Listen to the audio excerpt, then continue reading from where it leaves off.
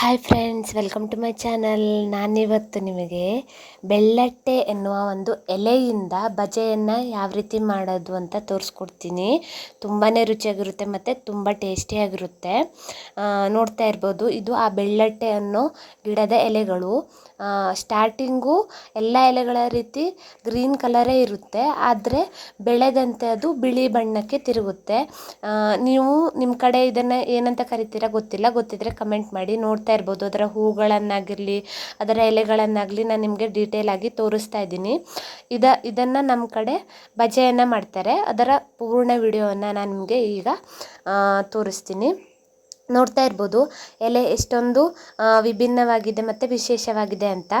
ಅದರ ಎಲೆಗಳು ಅಂದರೆ ಚಿಕ್ಕದಾಗಿ ಅಥವಾ ಎಳೆತಿರುವಾಗ ಗ್ರೀನ್ ಕಲರೇ ಇರುತ್ತೆ, ಆದರೆ ನಂತರ ಅದು ಬಿಳಿ ಬಣ್ಣಕ್ಕೆ ತಿರುಗುತ್ತೆ.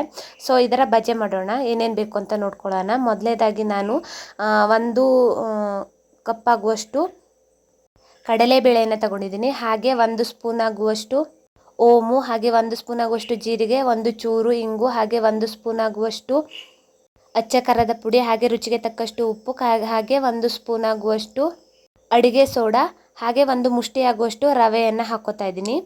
ಈಗ ಇದಕ್ಕೆ ನೀರನ್ನು ಹಾಕಿ ಚೆನ್ನಾಗಿ ಮಿಕ್ಸ್ ಮಾಡ್ಕೊಳ್ಳಿ.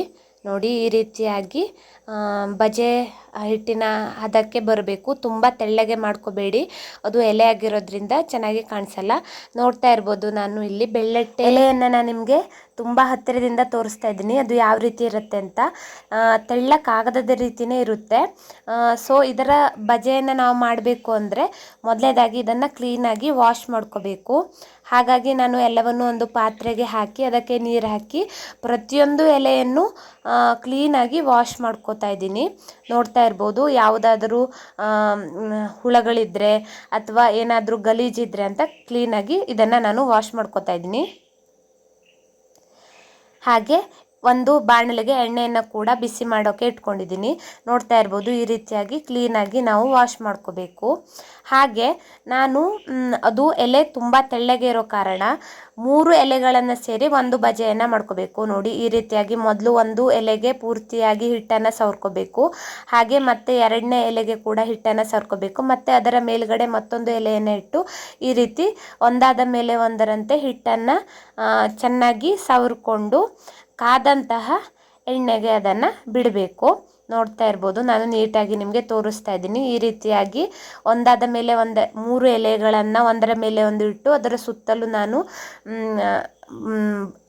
ಹಿಟ್ಟನ್ನು ಹಾಕಿ ನಂತರ ಬಿಸಿಯಾದ ಎಣ್ಣೆಗೆ ಹಾಕಿದ್ದೀನಿ. ನೋಡ್ತಾ ಇರ್ಬೋದು, ಎಷ್ಟು ಚೆನ್ನಾಗಿ ಉಬ್ಬಿ ಬರ್ತಾ ಇದೆ ಅಂತ, ಎಷ್ಟು ಚೆನ್ನಾಗಿ ಕಾಣಿಸ್ತಾ ಇದೆ ಅಂತ.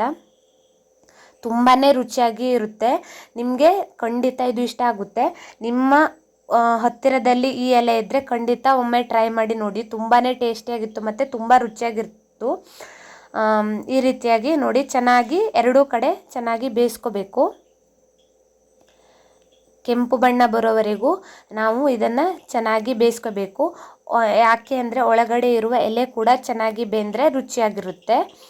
ನೋಡ್ತಾ ಇರ್ಬೋದು, ಈ ರೀತಿಯಾಗಿ ನೀಟಾಗಿ ಎಣ್ಣೆಯಲ್ಲಿ ನಾವು ಚೆನ್ನಾಗಿ ಬೇಯಿಸ್ಕೋಬೇಕು. ಈ ರೀತಿ ಕೆಂಪು ಬಣ್ಣ ಬಂದ ನಂತರ ಇದನ್ನು ಎಣ್ಣೆಯಿಂದ ತೆಗಿಬೇಕು. ನೋಡಿ ಎಷ್ಟೊಂದು ಚೆನ್ನಾಗಿ ಆಗಿದೆ ಅಂತ. ಹಾಗೆ ನಾನು ಇದೇ ಪ್ರೊಸೀಜರಲ್ಲಿ ಮತ್ತೊಂದು ಬಜೆಯನ್ನು ಕೂಡ ಎಣ್ಣೆಗೆ ಬಿಡ್ತಾ ಇದ್ದೀನಿ. ನೋಡ್ತಾ ಇರ್ಬೋದು, ಅದನ್ನು ಕೂಡ ಚೆನ್ನಾಗಿ ನೀಟಾಗಿ ಕೆಂಪು ಬಣ್ಣ ಬರೋವರೆಗೂ ಚೆನ್ನಾಗಿ ಬೇಯಿಸ್ಕೋಬೇಕು. ನೋಡ್ತಾ ಇರ್ಬೋದು, ಎಷ್ಟು ಚೆನ್ನಾಗಿ ಉಬ್ಬಿ ಬಂದಿದೆ ಅಂತ. ನಾನು ಒಳಗಡೆ ಯಾವ ರೀತಿ ಆಗಿದೆ ಅಂತ ಕೂಡ ನಿಮಗೆ ತೋರಿಸ್ತೀನಿ. ನೋಡಿ, ಒಳಗಡೆ ಆ ಎಲೆಗಳು ಎಷ್ಟು ಚೆನ್ನಾಗಿ ಬೆಂದಿದೆ ಅಂತ. ನೀವು ನಿಮ್ಮ ಮನೆಗಳಲ್ಲಿ ಒಮ್ಮೆ ಟ್ರೈ ಮಾಡಿ ನೋಡಿ. Thanks for watching. ನಿಮಗೆ ವಿಡಿಯೋ ಇಷ್ಟ ಆದರೆ ಲೈಕ್ ಮಾಡಿ, ಶೇರ್ ಮಾಡಿ, ಕಮೆಂಟ್ ಮಾಡಿ. ನನ್ನ ಚಾನಲ್ಗೆ ಸಬ್ಸ್ಕ್ರೈಬ್ ಆಗಿ.